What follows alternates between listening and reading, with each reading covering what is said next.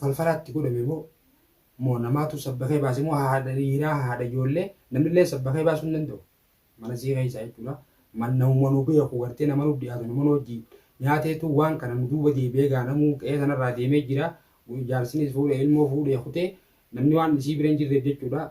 Dhufee yoonii fi mana walii keessa deebi'uun saahiba ta'ee wajjin nyaatee gartee rakkoo meeqa waliin. Waalaikum warahmatullahi wabarakatuh. Akkam jirtan hordoftootaa fi kabajamtootaa misee'u baga jiraattan dhufnee dachaane isinirraa bannee turre. Alhamdulillah egaa kun walitti dachaane baga iidaan sitti isin ga'e iidal fitriidhaan baga geessan har'a maaliin qabadee dhufe gartee waan hedduu akka nu gaddisiise waan hin gartee anillee fitti amanuu dadhabe dhiiroo waan kana gartee fiidiyoon hin barbaachisu jeetii waan kanallee jechuudha. Qorannollee duubaan goonee garuu tutti isaan dhagee fiidiyoollee numaan argee wanni kun gartee waan nama keenya keessatti deemaatillee yoo jiraate waan gartee mana keenya keessaan nuun deebi'ee waan yaadaa hin qabne gartee mana keessa nuun deebi'ee maal yoo jettan Fayyuzaan beektanii jaartii Arafaa jechuudha. Dhiyoo kana jechuudha akka Arafaat ijoollee galchuudhaa kute gidduutti hundinuu dhabamnee turre gaafasumatti gaa dirqama gartee waa hunda ibsachuudhaaf fiidiyoo waraabuun hin ta'u ijoollee wal tahan jechuu ilmaan isaa galfachuudhaaf kute Fayyuzaadhaatu deebi'ee Arafaa ganee nama biraa jala kutayyee nu wayyaatu nabatan. Tanaafin ammallee amanuu dhabee garuu eegaan fiidiyoo irratti deddeebi'ee keessa fiidiyoo takka lama sadii irratti arke jechuudha nama hedduu jalatti waan kanarraa dubbachuudhaaf as ba'e jechuudha. Maaliif yoo jettan Arafaa kun jechuudha miskiinaa gartee ijoollee isaa galfachuu kute akka achii deebi'an isiin tunis jechee egaa inni kutee jechuudha nutis biyya namaa biiramaa tana keessa gaa hojiidhaaf hojiimiif namuutu karaa karaadha fiigaa waan wal quban qabneef manuma sii jirtiidhaa beeka akka yaadaa beeynutti ammoo Arafaat yeroo dhufu naafillee himne akkaan dhageetti jechuudha hedduu akka gaddu jira. Maali gartee wanni ta'e kun ilmi namaa kun jechuudha wal duuba deebi'uun tun maali? Waan nurraa toluu miti waan nurraa bareeduu miti.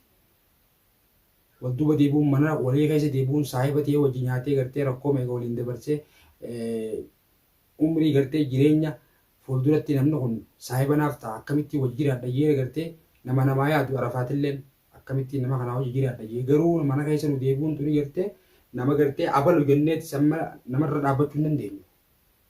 Gartee yoo nafay maqaa namaa tokko yeroo hukumii takka nama godhuudhaaf yoo hojjeteeti waan takkaa gartee malee hukumii namarra godhuu hin dandeenyu. Abalu jennee nama seerattis qabuu hin dandeenyu. Yoo akkata isaa dhayinee abalu jennee kaanee dhayinee gartee hin beeku nagarra jee yoo isin bira hin jiraanne akka jennee akka dubbannu hin beeknu garuu yaada namaati ka dhageenye. Saniifuu gartee isiin tun falfalaatti godhame moo namaatu sabbakee baase moo haadha dhiiraa haadha ijoollee namnillee sabbakee baasuu hin danda'u. Mana sii keessa jechuudha. Namuma nu beeku gartee nama nuuf dhiyaatu nama nu wajjin nyaateetu waan kana nu duuba deebi'ee gaa namuu qe'ee sanarraa deemee jira. Jaarsinis fuudhee ilmoo fuudhee kutee namni waan isii bira hin jirreef jechuudha. Dhufee yoonii fi yaada xumatee gartee ishii sana dhalaanne sobamti silaa'u sobee ishii sana baase malee takkaa falfalaan baase malee abadan baasuu hin danda'u nama jala godhe malee. Nama kanallee ni beeynaa garuu abalu jennee maqaa nama gartee nama sanii waan haadha manaa qabuuf. Dhageessi moo dhageenya hin beekne jaarsa kan akkana dalageenis waan akkana dalageenis hin taatu. Namni wal dabbii nama gidduutti uumanii nama sanillee tuquu hin dandeenyu. Yoo ni fi ijji gafinji yaakkarti biratti agarree jechuudha akkatti gaafa nu dandeenya. Garuu nama mana keenya keessa nu deebi'e nama nu duuba deebi'e boru karaan kun warri irraa Arafaat irra dhufe jechuudha nurra dhufuu hin ooltu. Nama hundaa'u jechuun mata irra dhufuu hin ooltu. Wanni kun gaafa nu gaddisiifne wanni biraatu nu gaddisiisan jirtu wal duuba deebi'uun haadha ilmaanii. Isilleen sobamtee baati kan jenne haadha ilmaaniiti jaartii namaati yoo ni falfalaa fi soba gartee yeroo dheeraa wal gartee nama kana jalatti hidhatee yoo jala jiraate malee kan yaalatullee taate jaartii namaa yoo fuudha fedhe jaartiin dhalaan guutuudha namni gartee yoo ilmi dhiiraa tokko afur fakkateef shari'aan fuudhuudha yoo fuudhallee akka fedhu taate dhalaan guutuudha tabiraatis numa gartee keessaa wajji jiraannu kana gartee rakkoo fi balloo fi waan dhufa keessatti waliin jiraannu kana yoo nu mari'ate fuudhuun fedhe yoo jee ni lallaaf garuu duuba deebi'ee namni yaadu hin jiru. Duuba deebi'ee jennee namni wanni yaadni hin jirtu jechuudha. Shakkii yoo taate malee amma kana shakkii keessa jiran malee eenyu akka taate hin barree shakkii keessa jirra. Isiillee akka achi hin jirre jechuudha. Ani osoo fiidiyoo takka waraabini isiillee kalee dawwaleetiif hin ture. Akka bakka san jirti hin jenne namallee gartee gaggaafadheetiin namichi dhufullee bakka san gartee miilaan dhaqee wanna ijoollee hin jirtu chiisii ammoo bakka jirtus naannillee telefoona irra cuftee inshallah fuulduratti jechuudha kanin barbaadee waliin yoo fi gartee rabbi nu milkeesse ni agarra waan isii manaa baase akkamitti akka baate ni barra namarraa illee dhageenyu isiillee rabbi wal qunnamsiisu garuu kana keessatti jaartiin namaa takka haati manaa takka gartee yoo sobamte malee yoonii fi akkuma reefu biyya kanatti yoo falfalatti godhanii biyya kana keessatti gaawwanni kun hoddommachaa deemu jira ni beektan dura jechuudha. Egaa waan san dalagame booda illee karaa sooshaal miidiyaatti hin deebine garuu har'a dirqama kanaan na deebise wanni falfallee kun gartee akkuma gaafas eegalameen amma dura eegalameen deemu jiraatee kun jaartii namatti dabree jechuudha haadha ilmaanii manaa baase wanni hoyyoonii fi gartee irra kaane tokko taane akka digoona jenne nama keenya haa hojii jiraannu hojii nyaannu nu kun duuba deebi'a haala kamiin waan kanallee irraa muruu dandeenya. Biyya namaa keessatti rakkoon adda addaa namarra deemti. Saniifuu Oromootii wanni kun nis qaanidha. Ol baanillee dubbachuun ta'u. Gartee ammoo wanni dirqama nu ta'a. Namni kun akkamiin namaa hojii jiraata. Nama kee akkamiin beeyta. Saahiba kee akkamiin beeyta. Akkamitti keessa hojii jiraatu. Saahiba si fakkaatee gartee obboleessa siitee adamaati obboleessa naaf ta'a. Yeroo hajaa takka hajamte bakka sannaaf bu'a jettee ati yaaddu. Akkana nama godha. Waan akkanaa hedduu jira jechuudha. Wanni kun amma dirqama gartee ol bahanii dubbachuudhaaf namuutu hawaan akkanaa hin qunnamin boruu wanni akkanaa kun ta'isiif naafis nama hundaafuu jechuudha. Irraa gorfamuudhaaf wanni waan kana goonuuf ammoo gaa dirqama ilmi dhiiraa tokko jaartiin tiyya dhiira jala baatee maaf hin jala deema jechuun hin ta'u beekii namni tokko ni falmata ishiin baatee dhiira jala kuttee usuus hin danda'u garuu nama tokko ejjennoo tarkaanfii irra fudhachuudhaaf ejji qabeenyi ijaan harkuu qabda. Waan inni gartee nama sadii godhee shakkii qabaanne malee ijaawwan agarree waan hin qabneef nama gartee isaan bira dhaqee abaluu barisii bira akkasitti ichi jirti jee waan nama nu hime hin qabneef isiillee fiidiyoo irra jirti namni sanis fiidiyoo irra jira fedhan gartee piraan kibomaarra yoonii fi booda gartee wal sossobuu takkaa jira hin ta'u wanni kana keessatti gartee wal sossobuun jaartii namaa haadha ilmaanii sobuunis hin ta'u inni kunoo kanummaan jaartii namaa fuudha. Jaartiin isaa tamana jirtuuf sammaan itti taateeti.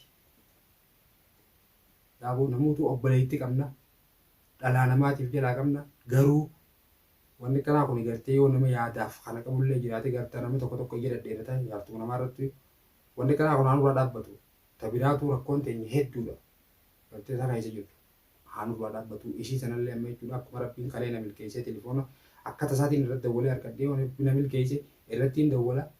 Gartee bakka isiin jirtu jechuudha ammaaf waan gaa rifaatuu keessa jirtuuf egaa namni tokko gizee gabbahee na duuba jaarsa kiyya na dhufaa hanganatti ni dhufaa jettee waan hin yaadiniif wanni kun ta'e yeroo ta'e sanitti inni galee meelaan akkatti walirra dhufte. Manatti deebi'uus hin taatu nama isii beeku biraa dhaquun hin taatu yoonii fi gaa nama tokko mucaa tokko karaa as keessaa qabdi garuu adda baafadhee gartee namumarraan gaa haasofni deddeemtu hin deemu jetti bakka hundaa'u.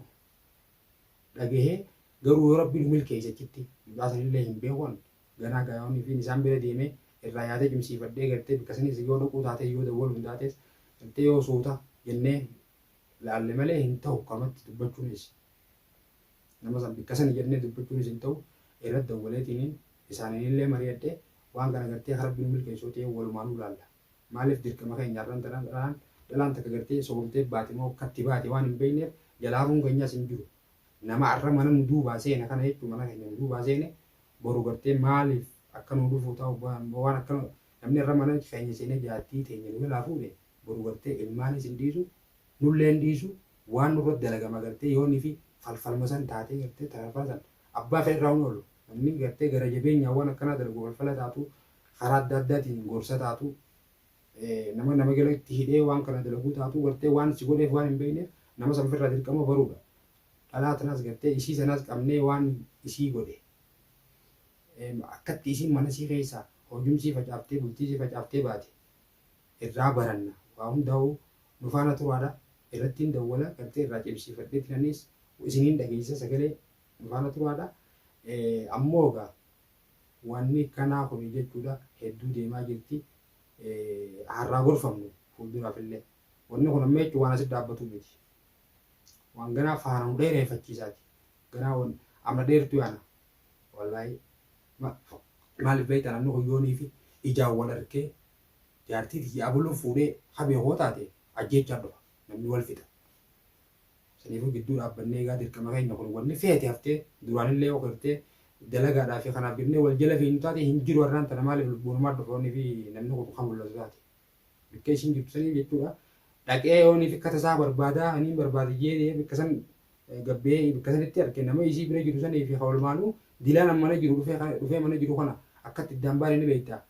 Jireenya keenyaa fi nan gartee bahara kana gartee bahara gubbaa tarkaanfadhee akkamitti biyyaa baane egaa jijjiiramaaf baane jijjiirama san jettee rabbiin yookaan ilmi ingile yookaan ilmoon goleettee oromoon ilmoo san gartee riskii gurguddoodha ilmoon riskii rabbii biraasii kan numtu kannaa rabbiitii ilmoo san galfatee gartee jireenya fuulduraatiif ilmaan kun akkamitti akka jiraataniif waliin karoora tumatanii waan adda baaniif karoora san yeroo dheebeetti waan diigamee jiruuf akkamitti akka diigame waan hin beekneef yoo dheebee ka'ee gartee isii sana dhaqee bakka sanitti yoo gartee namaa yoo lubbu biraa deemnee irraan tana isaa kanallee jechuudha harka hin balleessinu waliin gartee yaanee isii sana bakka jirtu irraa hubannu ta'a qoonni kun faana dheereffachiisan faana turaadha du'aa illee godhaadha gartee arafaat jaa miskiina kana jechuu rabbiin biraa haa jiraatu waquu hundaanuu waan irraa jiru hin qabu hundaan tanarraa telefoona irratti dawwaleetiin inshaallah kun amma gabbee telefoona gartee shaan duraa fixeetiin eegaan amma dalagaa dhufe